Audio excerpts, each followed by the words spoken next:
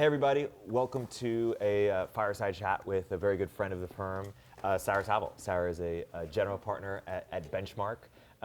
Before that, Greylock, before that, Pinterest, and before that, Bessemer. Sarah, thank you for joining us and for speaking to our Network Catalyst entrepreneurs and for coming on the podcast.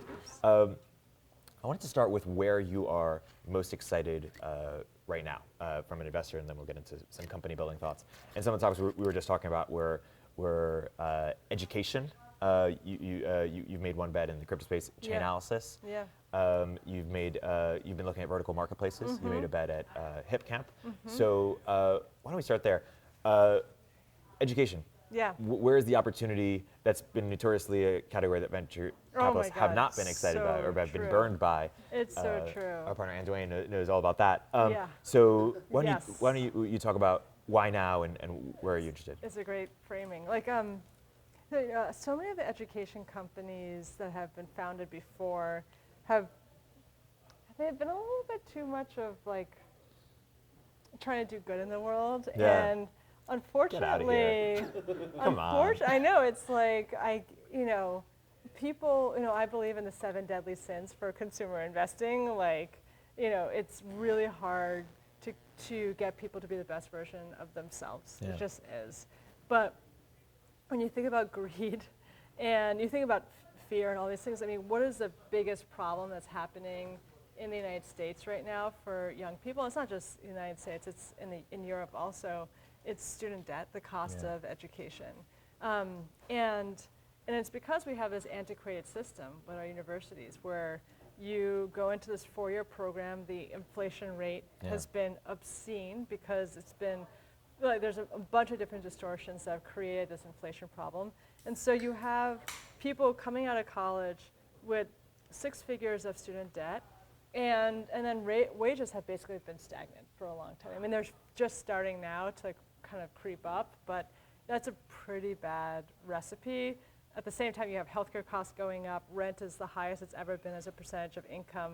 Home ownership is down.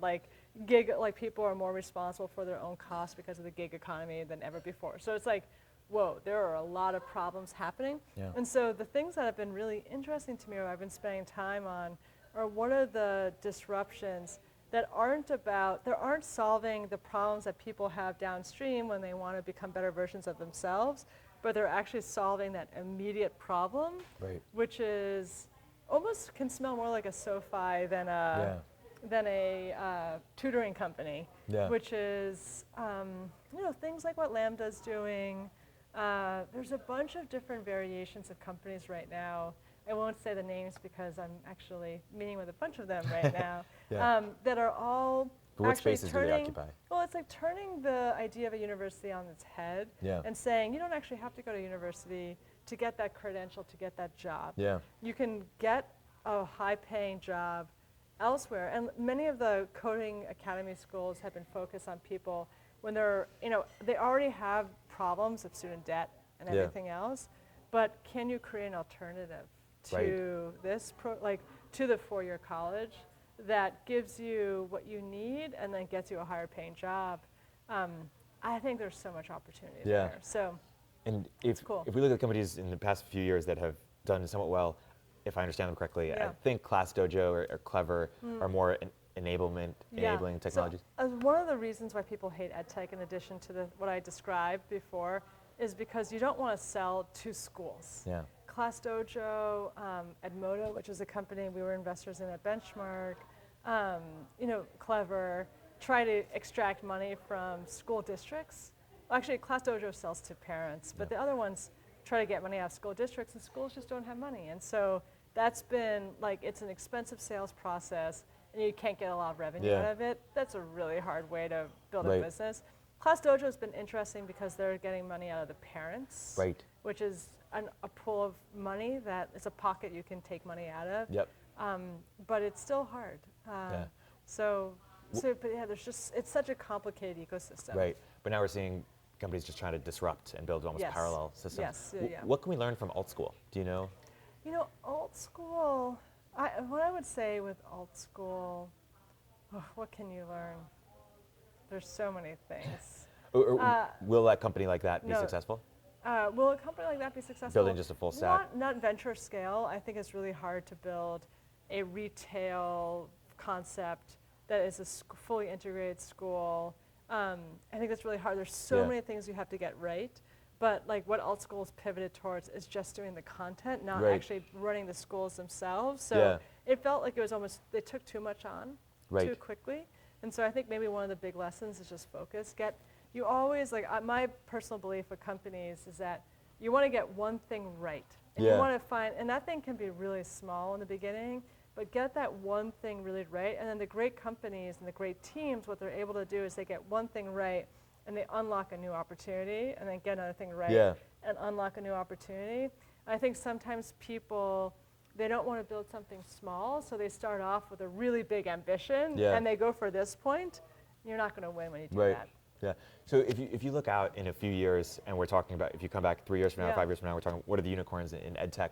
What might they look like? And if I were to guess, what I would like to see is things that encourage people to learn and they don't even realize they're learning. So things like Duolingo is done for language learning. Could you do that for math or science? And I think Brilliant as a company is trying to do that. And then homeschool. Could you make a sort of an Airbnb for homeschool, or could you create a whole ecosystem around the homeschool experience? What's your sort of request for startups, or what do you think will be the big companies in this space? You know, I can't say because I'm looking at a couple right now in my mind, and I'll just end up saying the company. That's fine. That's totally fine. But yeah. Oh, good. Exactly.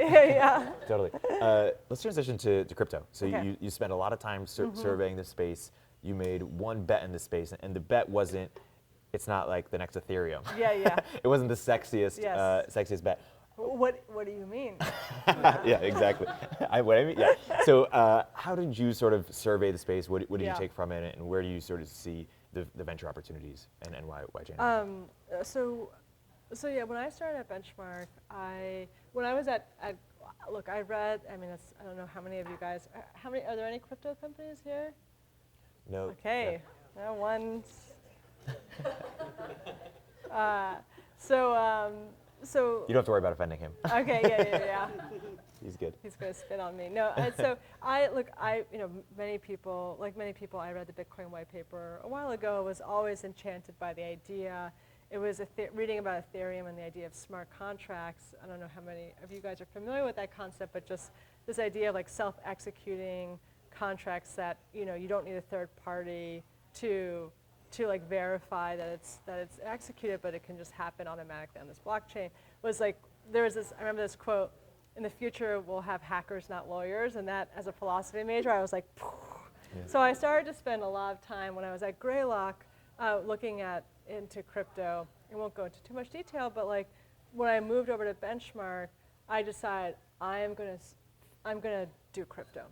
And so I spent so much time reading white papers, Medium posts, talking to anybody I could. And what was happening at the time was that everybody was investing in this thesis people call the fat protocol thesis, which is this idea like, oh, if you could invest in the HTTP IP of the internet, you would be very rich. TCP IP. And so everybody was trying to do that with crypto.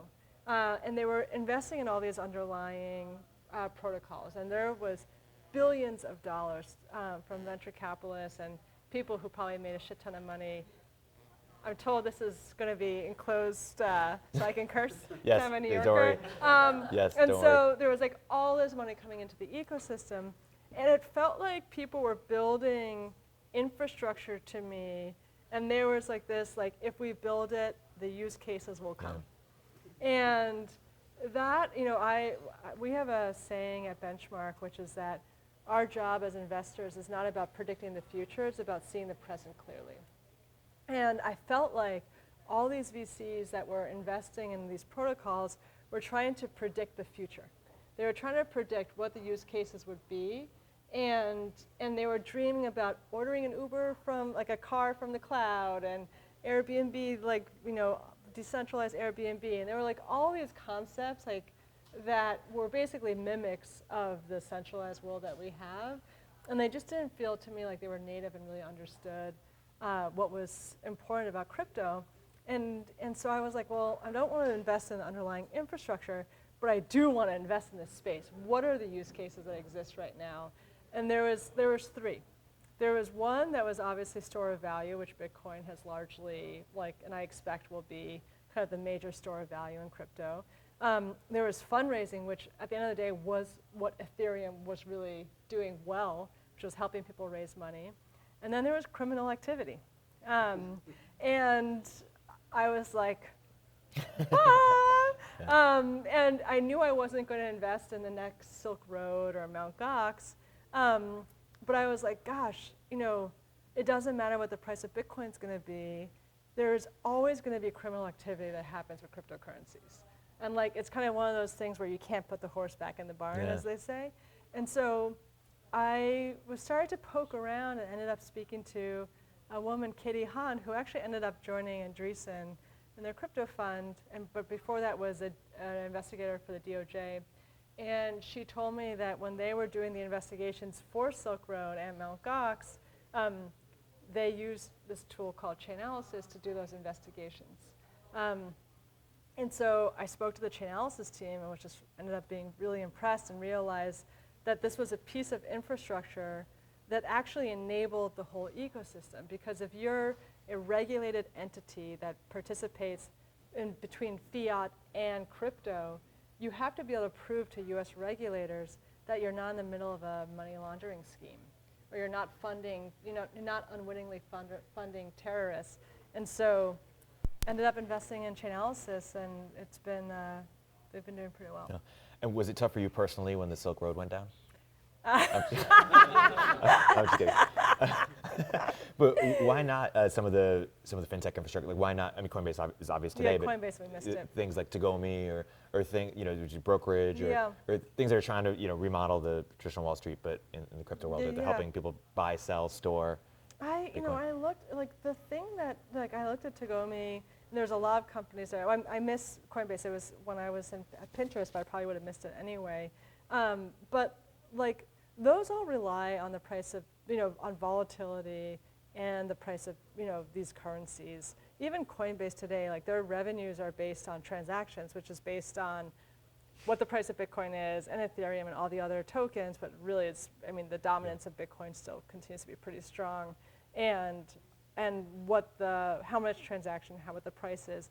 And so many of these deals, Tagomi included, got done, SFOX got done during the ascendant time. And it just felt to me like it wasn't a good time. It wasn't a good way to time the market or play the market. But at Chainalysis, what was so interesting to me is it doesn't matter how many transactions happen. It matters how many entities want to participate in that bridge between fiat and crypto. But I believe that there's so much room to run there. Yeah. But so we've stayed. We did an exchange called Bitstamp a while ago. We're investors in Zappo, which is one of the wallets and a custody, Bitcoin custody product. And we also invested in Telegram Ton, which is one of the token projects. We actually, I would say, off the record, kind of gave the idea to Pavel to do an ICO, and it became this much bigger thing than we ever expected. I never would have imagined it would be such a big ICO, but we're still big believers in that project. Totally. Let's transition to vertical marketplaces. Okay.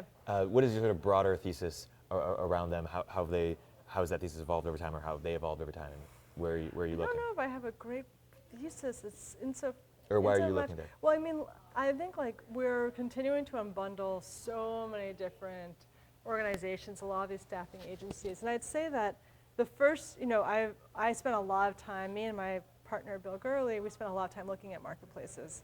And it's been very focused on consumer marketplaces thus far, but we're seeing an emerging category of company that's building marketplaces in a B2B world.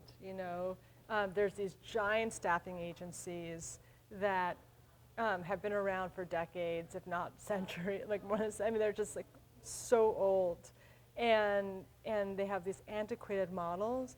And you're starting to see startups come in and basically unbundle these staffing agencies and do what you would expect the internet to do, which is do better matchmaking, lower costs, and these different verticals. And so you see it in healthcare, in finance, in what else? And like, I mean, even within healthcare, it's like travel nursing, temporary nursing, per diem nursing. You know, it's like there's so many different areas, and then think about every category in healthcare. And can these companies be venture scale at a level? That's the big question. That is the question behind so many companies right now, especially because incumbents are just so strong, particularly on the consumer side. Right. But there is a question of if you own travel nursing. I mean, we passed on all the travel nursing companies because it's a $3 billion market. You know, most of the markets, people think that $1 billion market is a big market. It's not. Yep. You know, we look at, you know, tens, if not hundreds of billion-dollar markets. And so you're starting with a $5 billion, $3 billion, $5 billion market. And they talk about the play. You know, I do believe in that, you know, get something right, move on to the next. But it has to be a natural progression, and it doesn't feel like that to me. In many of these markets, it feels like you get stuck in your vertical, and while someone else is going after all the adjacent verticals, and you never really get to go beyond the one you started. That's a risk. So your life partner, Christine, is a CEO of Evidation, which is a scaling healthcare company. How have you and Benchmark approached healthcare? With fear. But you guys made a few bets. You know, it's funny. Like my wife, she has been telling me. She was telling me for 2 or 3 years when I came back to venture that I should be looking at healthcare, and I should be looking at healthcare, that healthcare tech. And now she's like, "Don't do it."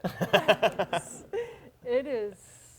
I mean, look, it's like one of those spaces where it's so frustrating. Are any of you doing healthcare companies? You are lucky. Oh! Sort of, a little bit of medical. Medical, okay. Bionic arms. Oh, that's different. Yeah, that's different. Yeah. Good. Dermatology. I still think that's like an app for. Okay, yeah, you're playing outside of it. No, yeah. Oh my God, it is just like one of those worlds where the more you understand, the more you realize how fucked up it is. Like, there's a reason. Like, it's kind of one of these spaces where you're just like, what a giant market, what a huge pain. Like, there's just so much that's broken in healthcare, and it's going to cripple this country just with the rising healthcare costs. And it's just amazing how many people are going to be working in our healthcare system. It's just like now and then into the future. And yet the incentive structure is going through a transition, which is what creates, is going to value-based pricing, which is what creates this opportunity. But it's like one of those things where people, it's going to be, people say this about crypto too, like it's going to be in the next 5 years, and then it's been saying that for like 20 years. VR. And so, yeah, VR. Like, and so it just, healthcare is really hard. Bill is the one who, he spent a year learning about the space, talking to everybody he could, trying to unlock it, and we made a couple of investments, but it's just been really hard. Yeah, and so you're a traditional consumer investor, really large. We were talking earlier how consumer social has been at a low period. Yeah. Talk about the evolution there and where you think that could potentially change in the future. I have a blog post that I haven't published yet that's on this topic. Please. So I think the way I describe social right now is I call it 95% read, 5% write. You know, if you think about what Facebook was, Facebook started at Harvard when I was there. I was just telling Erik what a slacker I was because Pete Buttigieg was my year. Mark Zuckerberg was 2 years younger. Like the guy who discovered CRISPR, one of the people who discovered CRISPR was my year. So I'm slacker. But maybe if you weren't majoring in philosophy, you could have done something. I'm just joking. But like when Facebook started, it was 100% read. Like there was no it was just like, who's the cute person in my class? Like you got to do that type of stuff. And they have introduced more and more features that let you participate in the conversation. You know, it lets you, and like similar on Instagram, like you're liking things, you're commenting, you're reacting, but it's still this structure where it's very heavily skewed towards reading someone else's content. And Facebook's own research talked about how when you spend time in that passive mode in these social experiences, you feel more anxious, more disconnected, lonelier and less happy after that experience than when you're actually participating in it. And I think that's what's behind Discord. I think it's what's behind the messaging apps becoming so ascendant, and WhatsApp included. I think it's behind Fortnite. Yeah. And so I kind of think that we're on the precipice, and it's going to be hard, but Facebook has shot themselves enough in their feet, I guess you could say, that they have so much that they have to get right, including Zuck coins. They have so much they have to get right that they're going to be really distracted and they can't innovate as much as they'd like to. And I think there's an opportunity to create a new era of social, which I'm calling participatory era, which is this idea that you're creating social experiences where it's about 50-50 read-write. Yeah. And what would that look like? Yeah. And do you think that's enabled by a new platform shift, or is it similar but just radically different approach? I think it's going to be more about groups. Yeah. Groups is one of those things that also, these vertical networks, but that's been talked about for such a long time. And Facebook has owned a lot with their groups, but I think that's going to change. And you see that with Discord. Like Discord has dominated gaming as a vertical, and I think there are going to be other ones that emerge like that. And how do you look at gaming or esports? I'm super interested. I actually, over the holidays, I said to Christina, I was like, I'm sorry, honey, I have to go work and play Fortnite so I can better understand kids. And I did actually lie about my age on when someone. Were you like, I'm 15? Yeah, a girl was like, how old are you? I was like, 27. Didn't lie that much, but I did lie. But yeah, I think that what I think is just very obvious is that you see the progression of the kids who played Minecraft to Roblox to Fortnite to like other games, and like percentage of time spent in these third spaces, and that is only going to continue to go up. That's not going to go in the other direction. Yeah. You had a big thesis a few years ago around save you time or save money. Mm-hmm. Unpack that thesis a little bit and how that has evolved or where that is today. The thesis I wrote about is, well, I'll take a step back just to give context to it, which is, how many of you guys are starting consumer companies? Okay. I love it. Do it. Well, I think there are so many companies that try to create experiences for consumers. And what is very easy to focus on is what I'll call like the 10x product. And I remember the insight came to me when I was thinking a lot about Uber. It was like Uber was just growing like crazy. It was ascendant. And all these other companies came up. This is like the on-demand wave of startups. And you could do anything with a push of your button. Like people were talking about the phone as a remote control to your life. Excuse me. So it was, you can get your dry cleaning. You can have someone park your car. You can have your groceries. You can, I should not drink sparkling water. Get like all these things. And everybody was focused on, Uber is about convenience. It's about that push the button, get the car. And that's 10x better than what the existing product was. But I realized that what people missed that Uber got so right is that it was 10x better and cheaper than the incumbent product, which was taxis. And so all these other companies were adding these incremental costs to someone, like the parking your car thing was just such a Silicon Valley company to make. But washing your clothing, dry cleaning, all those things. They were focused on the 10x, and they were missing that cost is such an important part of the equation if you want to build a mass market company. Because most of the country, this is a lesson I really learned at Pinterest, most of the country does not look like us in Silicon Valley. It's a very different group of people. And so you as an entrepreneur, you don't want to build a company that caters to the top 1%. You want to build a company that caters to everybody, to as much as possible as a mass market company. And the key in my mind to doing that, if you're building a transactional business, a business where you need a consumer at the end of the day to give you their credit card or their money in some form, is to do that 10x and cheaper. Yeah. And I think that continues to be a timeless thesis for companies. Right. And how do you think about the idea of when it's something that only the 1% are doing now, but over time it'll, more mass market? For example, like maybe it's a bad example, but you invested in HipCamp. Yeah. Is the average person camping today? Maybe they are, I don't know. But like that's growing over time. Yeah, yeah. How do you think about your growing Well, marketplace? I think that the ones that start with the 1% and like everybody, there's so many people that say, they have Tesla as their slide, and like the Tesla master plan was you start with the sports car and then you get to the $30,000 sedan. And of course Uber started this way in a way. Like Uber, is it an accident that Uber started this way? I don't know, but like Uber started this way with black cars. And so there's been so many companies, but each time it's a completely new product. Yeah. That, it's a pretty new product that you have to do. Like you can't just evolve a product. You have to like do something different. And it's funny, like Uber figured out Uber X because of Lyft, which figured it out from another company.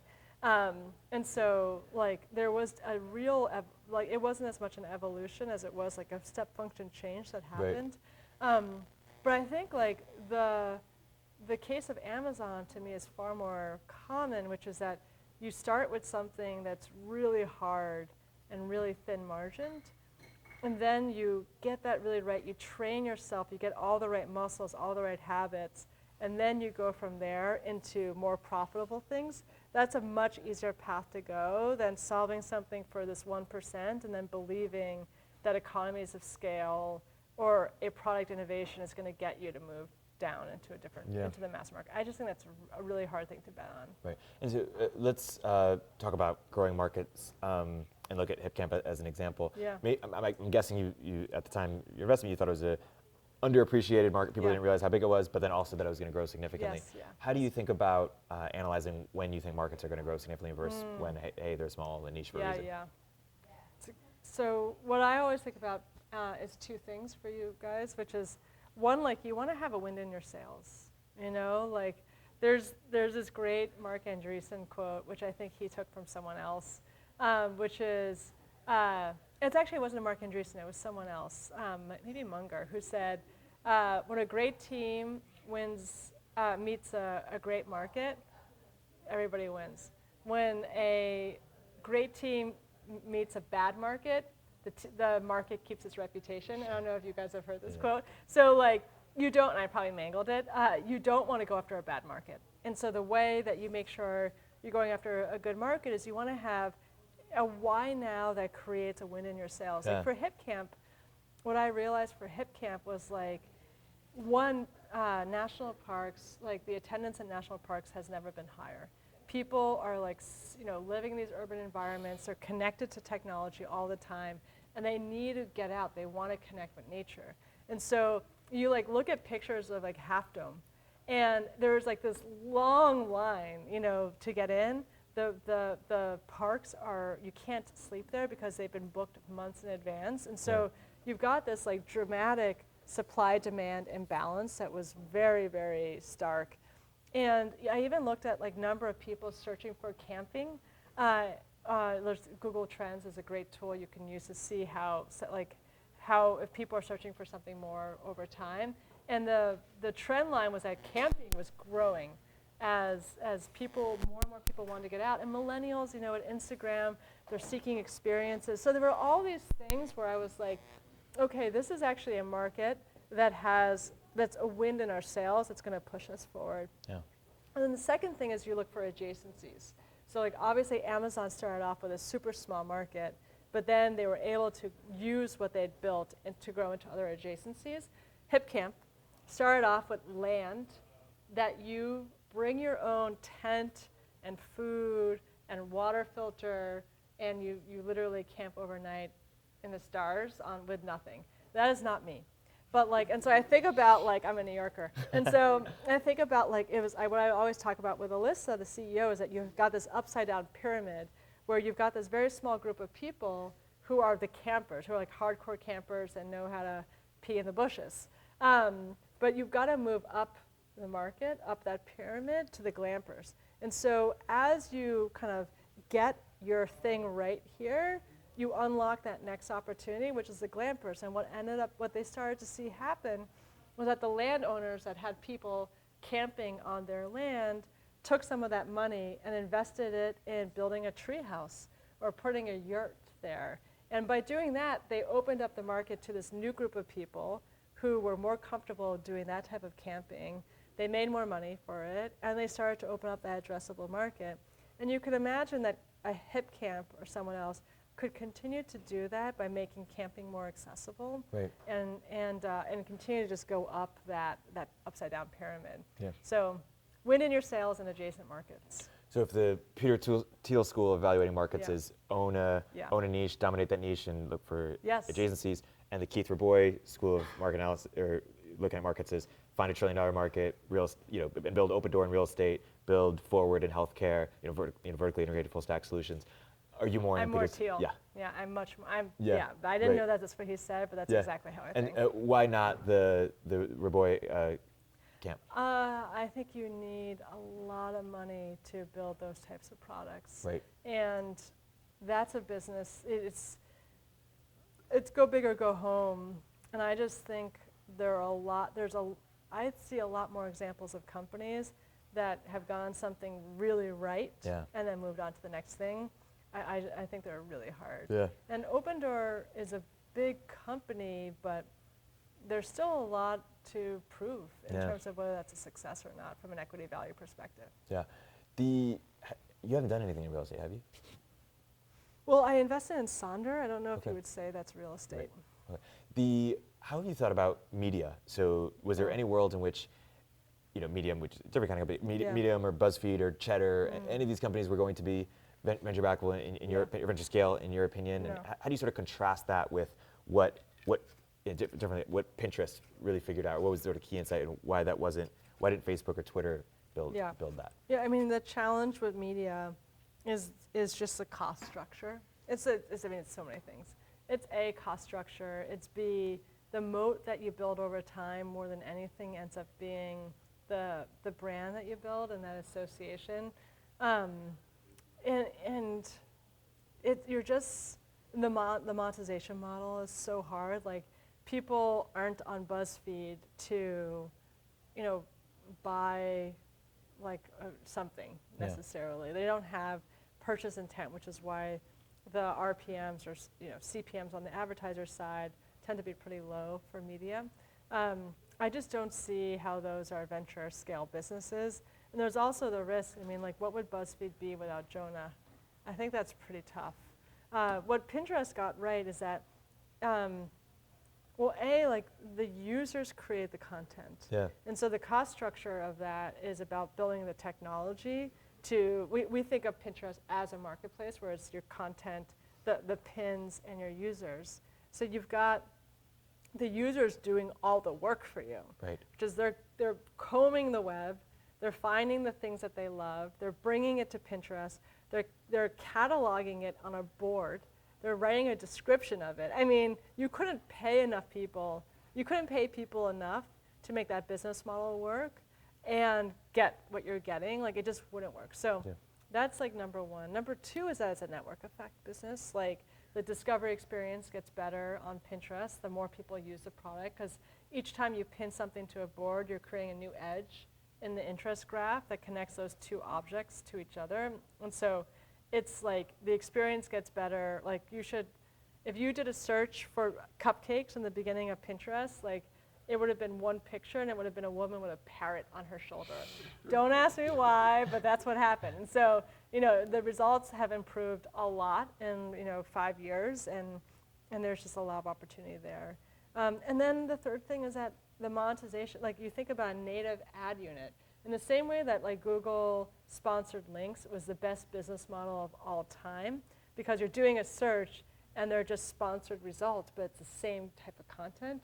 On Pinterest, it's actually the same thing, which is that the native ad unit is a pin that is a recommendation for you if you're in the home feed, or aligns with your search query, and people have a lot of intent, and it's a reason why it's the plan, I think, is $1 billion of revenue this year, according to analyst reports. Yeah. And so I think that's a pretty special combination. Yeah, we were talking earlier about marketplaces. We were talking about unbundling. David Sachs had a post recently where he said that LinkedIn is the new Craigslist. Yeah. So is there an element of that is true or could be true? By the way, we were upset when we saw that because that's a thesis that we'd been thinking about and pursuing. And it's always annoying when someone else tweets it first. Yes. But it's like absolutely an area that it's part of the vertical marketplaces that I talked about. Like there's, without question, an unbundling of LinkedIn that we think is a really big opportunity. Because, LinkedIn, who's had a good experience with like anything on it besides the fact that I use it all the time because the network effect is so strong. But like we are the target market. It's like who is the most engaged demographic of people? Venture capitalists and recruiters. But like it just feels like in so many verticals there's going to be opportunities to build something that I think it's a really interesting opportunity. And so do you what will the Airbnb like company come out of to use the Craigslist example? Like will it be LinkedIn for for specific categories? Possibly. Yeah, without question. Yeah. I know you're probably exploring some of these ideas right now. You can't talk too much about it. Well, if any of you guys are starting one, don't tell me. Yeah.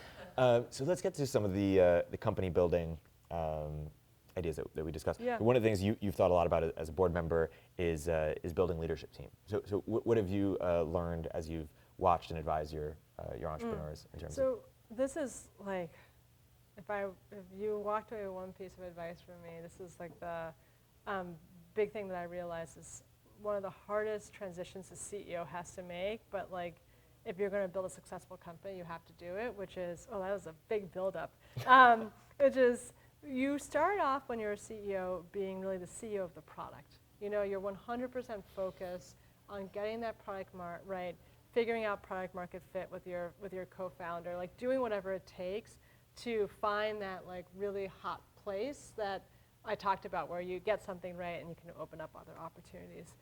But there comes a time where the CEO has to transition from being the CEO of the product to being the CEO of the team.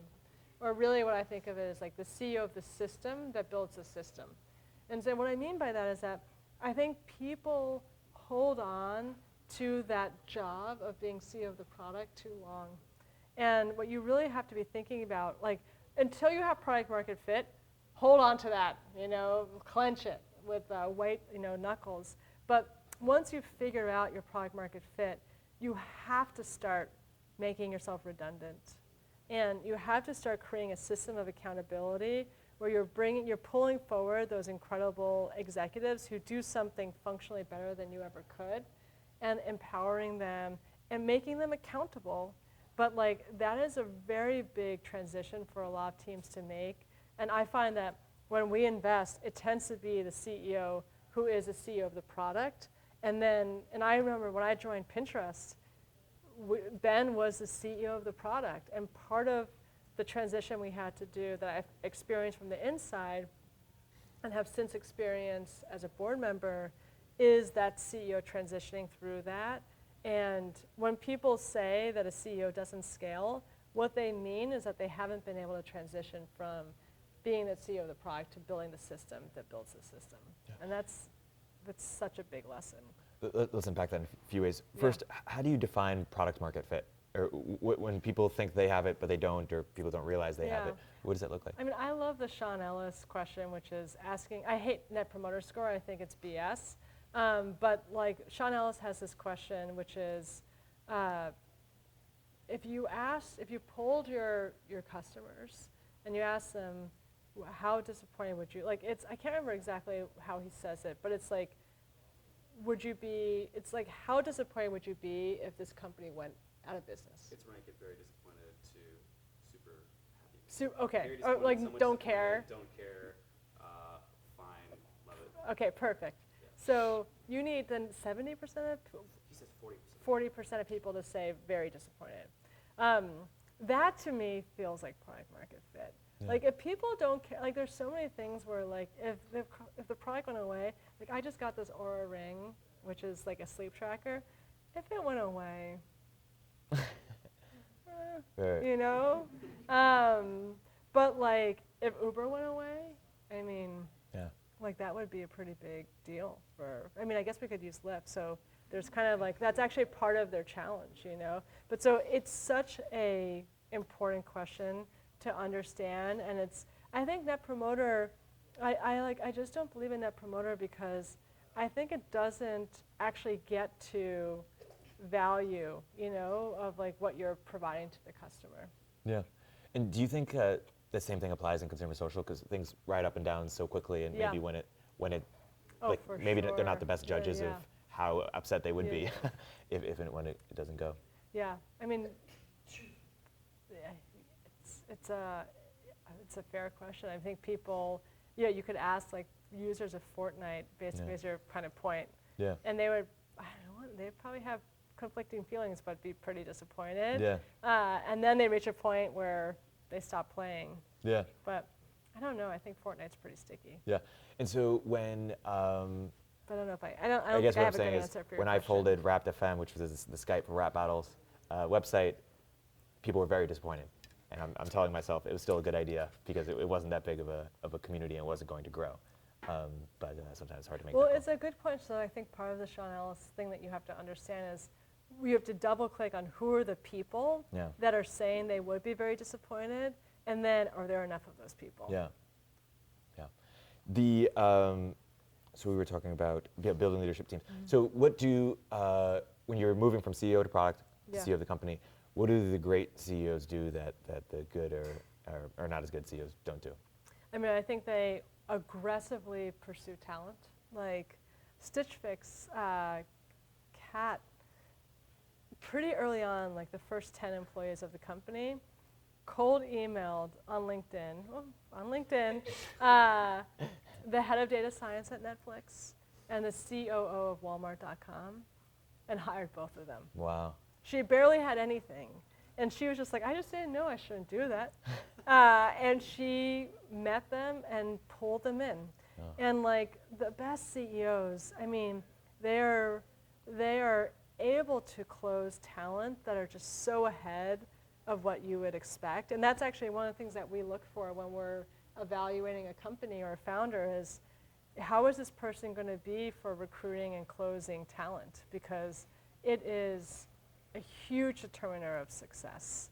So that's number one. And I think like sometimes people will have a blind spot where they feel they don't want to be threatened by someone. I'll even say Ben in the beginning at Pinterest didn't really have a strong head of product because he and Evan didn't want to let go of product. So there are some areas where that can actually be okay because I think product is one of those areas where you have to be intimately involved as a consumer CEO. But in everything else, like if you are not pulling forward that talent, you're just going to be in big trouble. I think the second thing is like, okay, now that you have the people, how do you make them accountable? Yeah. Because it's not just that you hire the great people and then you let them do your job, their job, because they're never going to think about the company the way you as the CEO think about the company. You know, you're going to have this holistic view, whereas someone who is hired in as your head of sales is just going to be focused on selling. Yep. And you have to be, you know, there has to be someone who's overlooking everything and helping prioritize, helping keep people accountable. And the third thing is like, look, people are good for a period of time in a company and then they stop scaling. And you have to just be hyper vigilant about where are the holes in your organization and who needs to be up-leveled, what are the new roles that you have to add, and what the org structure is to make sure that everybody works well together. Yeah. I'll ask one more big topic and then I'll open it up for Q&A. Metrics and any KPIs, in North Star for businesses. What mistake do you see entrepreneurs often make there, or what counsel do you typically give? So if anybody ends up reading my blog, they'll know that I'm a stickler for this subject, which is that I think that there are so many mistakes companies make when they think about their KPIs. One is the fact that it's a plural. Like, I think that you have to early on pick, like, what's the OKR, what's the objective that's most important for your business, and you have to be so intellectually rigorous with that number, because that number will create a blindness in your company. That imagine if, like, when you choose one number, which is what you should do, because like every team might have a different number that rolls up into the main company number, but you have to have one thing where you're like, this is the thing that we're increasing. This is the thing that if our company is successful, it's going to be because we're increasing this number. For SaaS businesses, it's your ARR, CARR. For at Pinterest, it was weekly active pinners. And all these companies will have different metric, but you just have to assume that if you have that one metric, people are going to optimize for the metric that they're given, and that's going to create a blindness in your organization that will mean that the other metrics will just decay unless those metrics have to be better in order to move that one number. And I've seen people when you focus on the wrong number, there can be a decaying happening in the rest of your business that you're blind to. And so just an example, if you just focused on, if you're a SaaS business, this is an extreme example, but you just focused on customer churn, logo churn, you might miss that, like, your bigger, and this is such an exaggerated version, but like you would miss that your bigger customers were churning and you were actually just maintaining your smaller customers. So it's much better to focus on revenue retention, because you might be losing, if you're losing your big customers, you'll see it in the number. If you're losing your small customers, but you're gaining more revenue from your big customers, the number is going in the right direction. So it's all about finding a metric that really captures the full value that you want to create. And then you can have other metrics, but the intellectual rigor around that core metric is so important. And then people get lost in vanity metrics all the time, like MAUs, or it's just a metric that makes them feel good, that they are used to reporting to their investors, that they're used to talking about to their team, but it's a lowest common denominator metric, or it doesn't even actually have anything to do with the health of the business, is the most dangerous thing you can do, because then you end up optimizing for this number that doesn't matter, and it creates a blindness across so many different parts of the organization. So I have a couple more questions, but I want to open it up to questions from the audience. How did studying philosophy help you as a VC? So were you a philosophy major? So I think, kudos. So I think it's so similar. So I don't know what kind of, like, I studied Kantian ethics, and you learn deductive logic, right? And what is a philosophy proof? A philosophy proof is kind of, here are my premises, and deductively, like, you can reach to the conclusion. And I think that investing is basically, here are my premises, and like you can underwrite those premises with data from the company, your beliefs on the future, kind of those why nows I talked about with HipCamp as an example.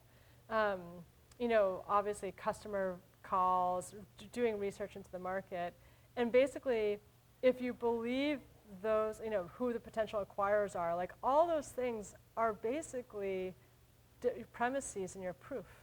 And if you kind of believe them all, then the conclusion that follows is that you should invest. I actually think product documents, like when I was a product manager at Pinterest, it was the same thing, which is that you're underwriting you're saying we should ship this product, and here are the reasons why, and it's experiment results, it's analysis of your data, it's user research, like all these premises, but the logic is such that if you agree with all these things, and this is the way I think, then the conclusion is you should ship it. Do you think about your premises probabilistically? Yeah, well, at the end of the day, I think about the conclusion probabilistically, which is, here, you believe these, and here's kind of what percentage likelihood do I believe in this outcome.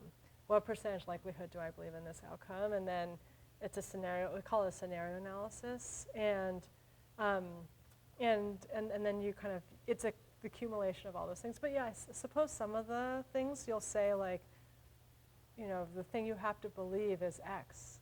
And here, this is my probability that I don't say probability, but there's a little bit of that assumption. So Benchmark recently raised a smaller round compared to a lot of other VCs. Yeah. I think it's like very representative of like your investing philosophy. So like, how does that reflect how Benchmark views the role of VCs in the ecosystem? And you also mentioned, for example, that you invest in the world today versus the world in the future. But like, so what is like the critical role that VCs play in this like certain ecosystem? I mean, we believe that like our job is early stage investing, partnering shoulder to shoulder with the companies that we invest in, and not delegating any part of our job. And I think that like what is happening right now in venture capital, and there's no right way to do VC. I mean, there's plenty of examples of firms that are incredibly successful and have taken the completely different approach that I'm about to describe. But when you are growing your assets under management, what that means is that you have to invest more money per partner. And in order to do that, you have to figure out ways to give the partners leverage, right? And so one example of that, when I was at Greylock, we had, without question, the best talent partner in Silicon Valley, this guy, Jeff Markowitz. And whenever I would, one of my companies, Sonder, had to hire someone, I would like throw that over to Jeff and be like, Jeff, Francis needs to hire a head of sales, whatever the role is.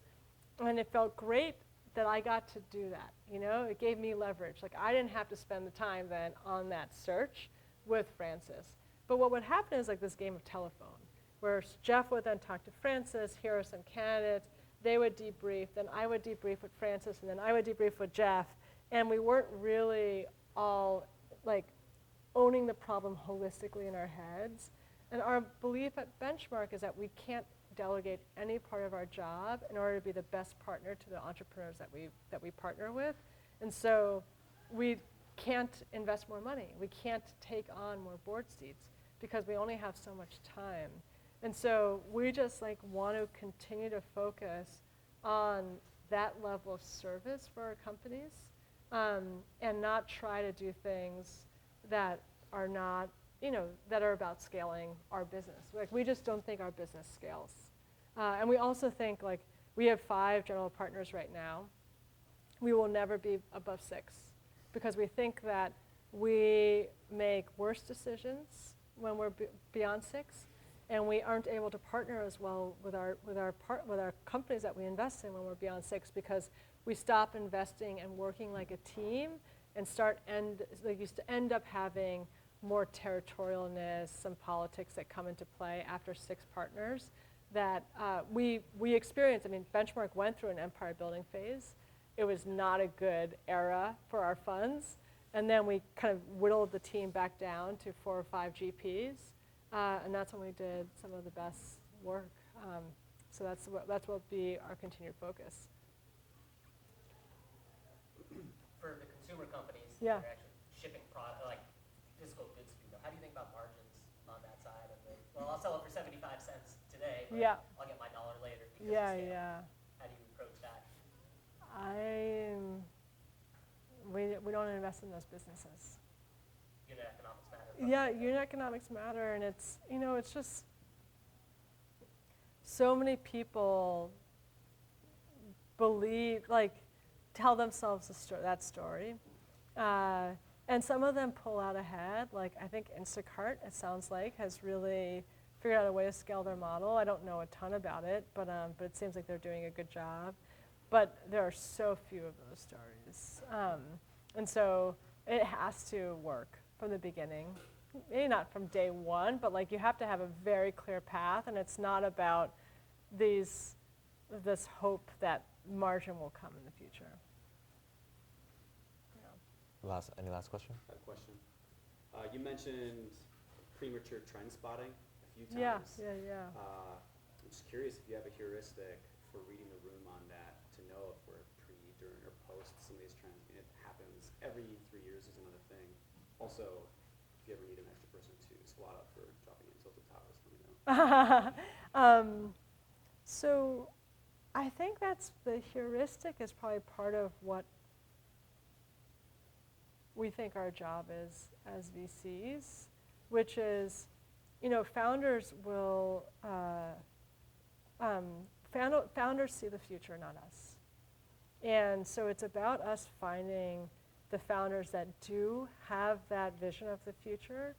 And then there's a little bit, though, you kind of mentioned tilting, there's a little bit sometimes, though, where a founder might believe something that doesn't end up becoming true. And finding the ones that believe in something that we believe in, that's where that magic, I think, happens for us, at least.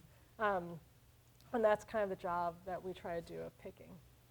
But it's really hard. It's really hard. And I think you look for evidence. I will never invest in a pre-launch consumer company because I had enough experiences at Pinterest where I was working on a project and I thought it was going to be the best thing ever. And then we ship it and users either don't care or they inundate our community team with complaints about it. And so it's just such a lesson that it's so hard to predict things. And it's about trying to distill from tea leaves as much as you can if there is something that's actually working. When you talk about media companies, you say one of the problems is the monetization model and the fact that ultimately what you're building is a brand. I'd like to understand why you said that bit about brand and what that means for consumer companies. Yeah. What is the moat that you think Yeah. are effective ones for? Yeah, we have not invested, the only e-commerce company we've invested in has been Stitch Fix. And we've missed some. We passed on Glacier, which was obviously a mistake. And I think one of the things that Glacier has that's new to e-commerce is they've created a community. So it's more than just a brand, but for the most part, there are companies that have been very successful. You could say Dollar Shave Club and Harry's and Awake today, and many other, Bonobos and Warby Parker, where what they're doing is they're creating a brand. And that is just not a way we know how to make money. It's I think about Hims and Roman as an example. And it just feels like, you could have said the same exact thing for Dollar Shave Club, so what do I know?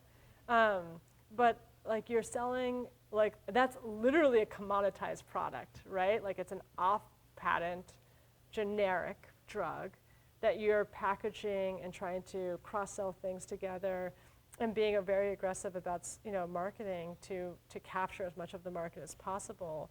But it's just so open to more competition because anybody can come in and they're selling it at a premium. So there's just so much risk there that your customer acquisition cost goes up, people start competing for your customers, your churn goes up. Because at the end of the day, what you're really, it's not at the end of the day, but the big thing that you're building over time is that Hims is a brand that you go to. Stitch Fix, on the other hand, was a foundation from the very beginning of data science. And so the insight they had is that we're going to create these stitches. In the beginning, the stitches are their box. So they put 5 things in a box, and they have a team of people, stylists, who pick those things, and they try to be very good about having you buy as many of them as you can, as they can optimize to. They just got so good at, they had the ability that they were going to just keep on investing, and each time someone returned something, it was data for their data science team. And it was one of those things that you could just see that they were going to become the best at figuring out what stitches to put, what fixes to put in your Stitch Fix box. And that would make their unit economics be better than anybody else. Because they would, and so that became a thing where your LTV would just get so much bigger than any competitive product. And there were competitors, Dia, Nordstrom had something, Trunk Club, et cetera, but you just couldn't compete with their data lead. And so that's a moat that we can really sink our teeth into because it feels very structural versus, having to spend money to acquire customers. Cool. In closing, I want to end with a question we ask all of our guests on the Voice podcast, which is, what is your net worth? What's the price of Bitcoin? No, just kidding. That's a great answer. Too real. So the question is, what's something you believe that about company building or about investing that maybe other people don't believe or is uncommon belief, or what is something that you have changed your mind on about company building or investing, perhaps in the last couple of years since joining Benchmark? Can I email you tomorrow? Yes. No. Something I believe in that other people don't. Or you've. Well, changed your mind. I'll say, and this is one of the lessons that I got from Bill. Is I think at Greylock we were very focused as a firm on going after big markets, maybe a little bit more Keith. And the thing that I learned, and as I reflected on more and more, was that the best companies start off really freaking small.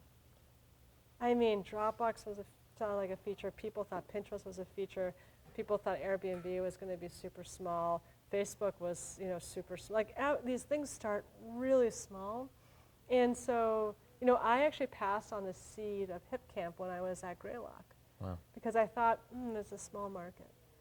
And I realized when I, had been spending time at Benchmark with Bill and the other partners there, that actually is what creates greatness. And so, it's to the conversation we had before, there have to be adjacencies, there has to be a win in your sales that will unlock new opportunities, but I actually like things that smell small in the beginning. Cool. That's a great note to close on. Let's give a round of applause for Sarah. Thank you, guys.